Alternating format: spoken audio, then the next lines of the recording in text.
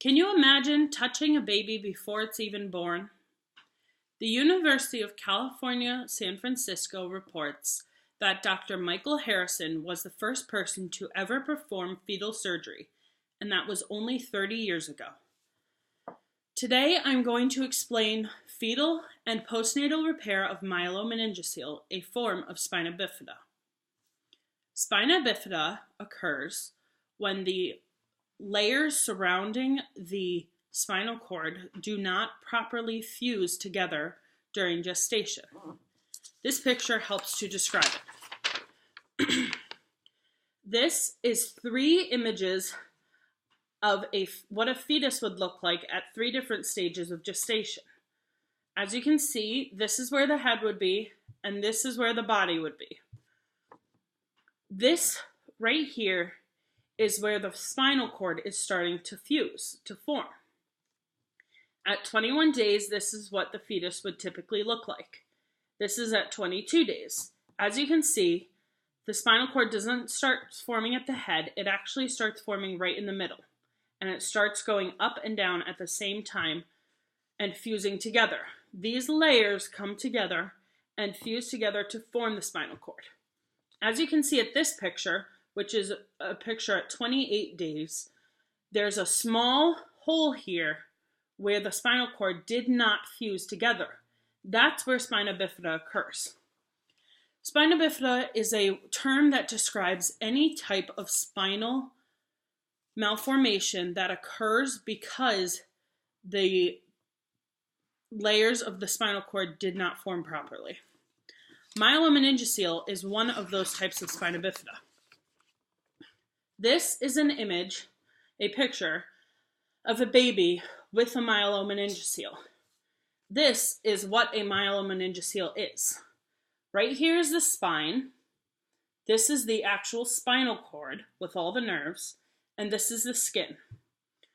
When that hole happens in the spinal cord forming, this is what happens. A sac can be formed that's filled with spinal cord, spinal fluid, and it's surrounded by dura mater. That is one of the layers of the spinal cord. It's much more fragile than skin, so that's why it's such a problem. When a child has spina bifida, specifically myelomeningocele, they can have serious problems with their day-to-day lives. They can have bladder and bowel incontinence, they can have partial or complete paralysis, and they can also have some loss of sensation below the level of the spina bifida. The level of the spina bifida is where exactly on the spine it occurs. The higher the level, the higher on the spine, the closer to the head. The lower the level, the closer to the legs. There are 2 possible repairs for myelomeningocele. There used to be only one, but more recently they found a second repair. The Journal of New England Medicine has a paper written by Dr. Scott Adzik and some other doctors who have pioneered this fetal surgery and the repair for myelomeningocele.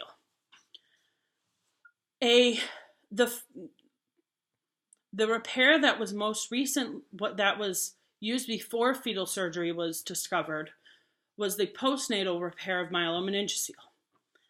The way they did that surgery was by putting the child under anesthesia, and then they would cut into this sac. They had to be careful to not cut into the actual spinal cord or else they could damage the nerves. They would cut into the sac of dura, then they would compress the spinal cord back into the body where it belongs. They would carefully push it back in, and then they would suture the skin and muscle back together over the deep malformation. Even though this repair was done a lot of times right after the baby was born, it would still be possible for the child to have issues. The child could still have bladder and bowel incontinence, paralysis, and loss of sensation, even though it was done before the child grew up. This is because the damage was already done while the child was in the womb. This is why fetal surgery came into play. Dr. Scott Adzik was one of the first doctors to ever do a fetal repair of myelomeningocele. The repair itself was done exactly the same way as postnatal repair was, but it was done while the child was still in the womb. The doctors would put the mother under general anesthesia, and then they would begin as if they were doing a C-section. They would open the mother up, and when they opened the uterus, they didn't do it like they do when they did a C-section. They actually use a specific tool that helps to cut down on blood loss from the mother. After they opened the uterus, they would move the baby so that all they could see was the malformation, the myelomeningocele, the sac.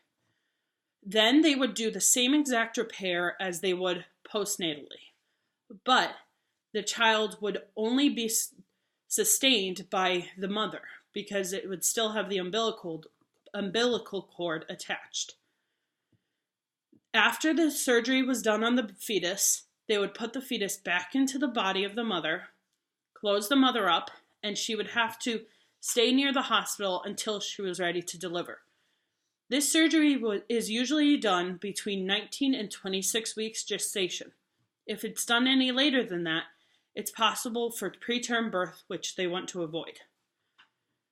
This repair is new and very dangerous at this point. Even though many people want to have it because of the benefits for the child, it is dangerous for the mother. This is why many people opt to still have postnatal repairs. A trial was started in 2003 that looked at the consequences and benefits of each repair.